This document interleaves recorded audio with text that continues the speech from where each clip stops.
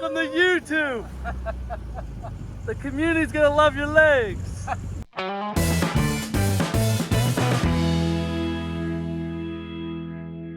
Welcome back to the community, everybody, and thanks for being here and thanks for the support and watching the videos weekly. If you're new here, please consider subscribing and dropping down in the description and check out the website. Lots to do there, and check out the members' rides. Okay, today we're going to do more of a simple job, but I try to get everything on film that I can because I have encountered so far from messages on Facebook and various other places online, people are asking, can you do a video on this or that? And today we're going to do an outer tie rod end. I know for the most of you, you're rolling your eyes, but you know what? If you've never done one before and don't know how, it's a pretty big deal. So let's keep filming everything we do. I believe next week we're going to do a complete removal and installation of the flat dash pad, okay?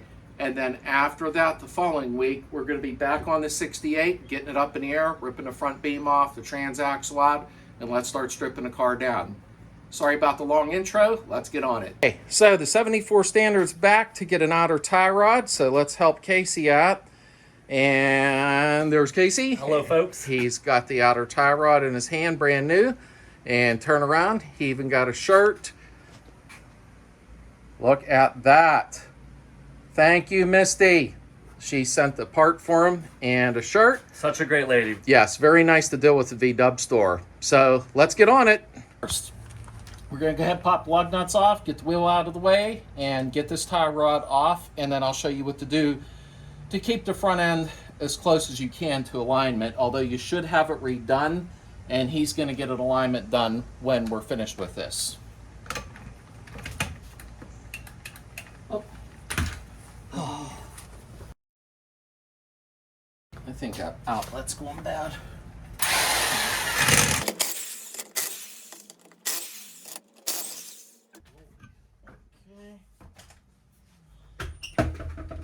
Here is the outer tie rod. Let me see where the camera's pointed. First thing I'm going to do here is loosen the lock nut on this collar. It is a 13 millimeter on this one. Oh, there we go. You want to loosen this up. This is a Southern car, so I'm probably not going to need to PB blast everything. We'll find out, but it'll probably come loose fairly easy. Okay, now we're going to have to go underneath this. I'll lower the camera down and we can get the locking nut off. Okay, first we got to get the cotter pin off. We would have done this when the brakes got swapped up, but we didn't have the part on hand. I wasn't aware, so let's get this out. Cotter pin's at. I believe this is a 19 millimeter, and it is. Let me get an extension here.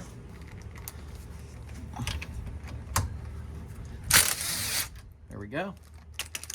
To break this loose, you're better off tapping on this knuckle like this. Not yet. There it is. Okay. I put some PB in the threads there. You're going to count the turns out on how far it comes out so you can put it in the same exact way. So we're going to do 1, 2, 3, I'm probably in front of the camera, 4, 5, 6, 7, 8, 9, 10, 11, 12, starting to get loose, 13, 14, 15, should be close, 16, 17, 18, 19, 20, 21, 22. Okay, 22 and a half. Okay, let me prep and get the other one ready. Okay, folks, so what we're going to do here is the new tie rod to put in place. I'm going to use anti-seize. Can you see that? You want to use anti-seize on the threads. And no matter what, it helps the guy out that's doing the front end alignment. Keeps things moving smooth. So you want to put some anti-seize on there. And that way, if you got to come back and loosen it up even a couple years from now, it should move much more easier. So let's get it put on. All right, now if you recall, we were 22.5 turns. So we're going to wind back in 22.5 turns. There's half. Whoop, it didn't want to grab. Let me try again. Half. 1, 2, 3, 4, 5, 6, 7, 8, 9, 10, 11, 12, 13, 14, 15, 16, 17, 18, 19, 20, 21, 22. Okay, we're going to set it in place there.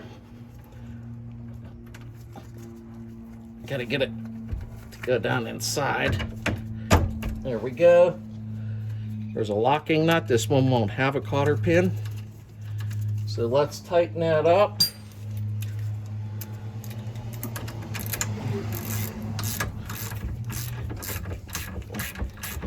Look up the torque specs.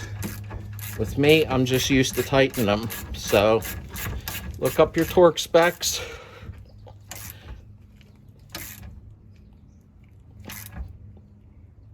Okay, now we're gonna tighten up the locking nut. Let me move you closer. Okay, so you wanna tighten up the locking nut so that this don't turn and the sleeve doesn't turn. So we will try to stay out of your way here. A little bit of music for you. Okay. All right, so that's done. Let's back up a hair. Okay, everything is hooked up. Your locking nut's on. This is locked in place, so your tie rod is done. I won't go ahead and film putting the wheel back on because that's kind of silly, but that is technically doing the tie rod. So we're just gonna take a quick roll up and down the street real quick to make sure everything feels right. So give me 1 second. We went ahead and changed the tie rod. We're just gonna do a quick little test drive, not very long, just to make sure nothing's pulling crazy until the front end alignment. Let's go. Oh, this thing's so smooth. This is one of the smoothest ones that I drove in a while. The motor's unbelievable in this. Okay, here we go.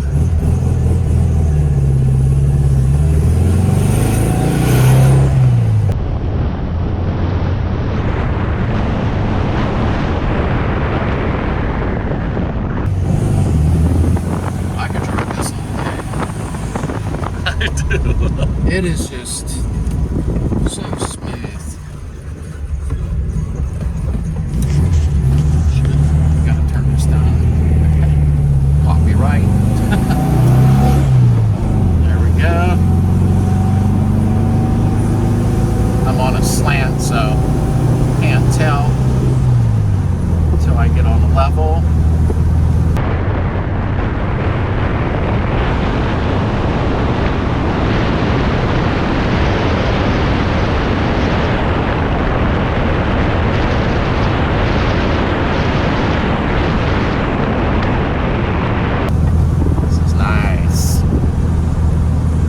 Cutting the grass. He looks very hot.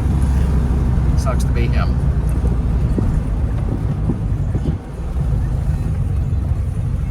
Okay. But these disc brakes are feeling great. They really are. You had to notice a huge difference in that. Oh yeah. I actually had to use them once too because someone decided to turn without their turn signal last second.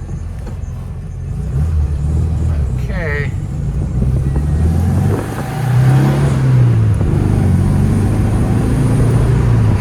Oh yeah.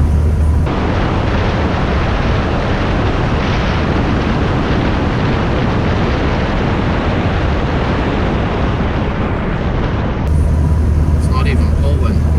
It still needs front end alignment though. I mean, nothing's perfect, but you know, definitely is a lot better. Okay, we're gonna have to maybe Sunday pull the rear drums off. That problem. I got a torque multiplier. We'll get the drums off and see what that little bit of squealing is. It's nothing bad. Because the car's stopping very nice.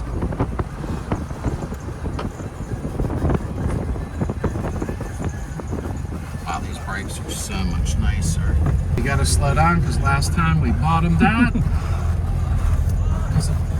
Hey! Nice legs! Okay.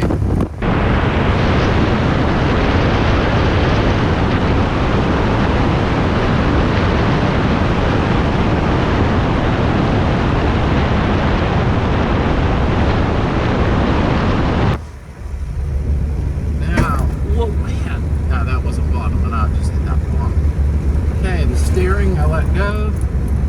Not bad, because this road's tilted, not on a straight road. Seems good. We will be going in about a week or two to get the front end aligned. And that'll be that. Ooh. I can't believe how responsive this is.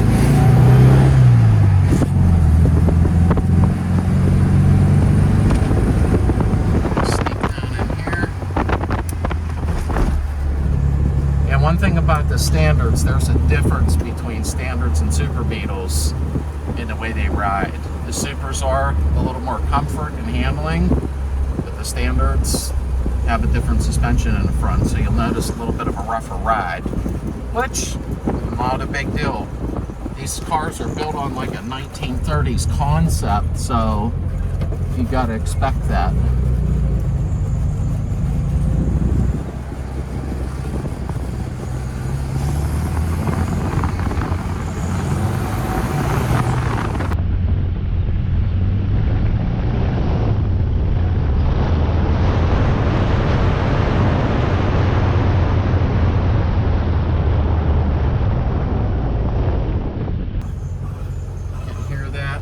Pull the back drum off.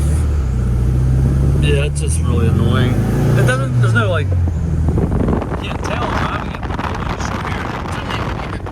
It sounds like a brake spring, which we'll go ahead and get that taken care of. No big deal. Is that something I should order though? Like, or? Don't do that until I pull it apart. It might be something really stupid. Okay. And I probably got the parts on hand. More than likely, I probably do. And we'll take care of it. Do that probably Sunday or Monday, whichever good for you too. Monday's my daughter's birthday. We're doing Idlewild. Oh, well then we'll do it at Idlewild Park. In the parking lot. Welcome to the community, folks. Whatever good for you.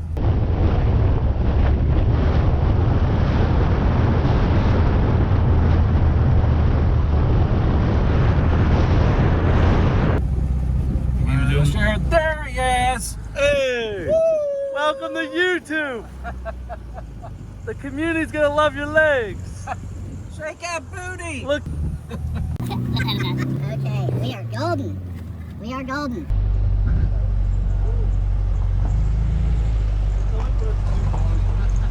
So, everything is good. Let's turn it off. No lag, I love it.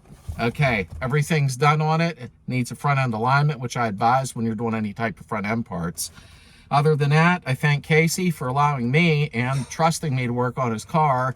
And we'll go ahead, if you see here on his dashboard, it's all buggered up. He got a brand new dash. So in about the next week or two, we're gonna do dash removal and dash installation and put a brand new dash in this for him.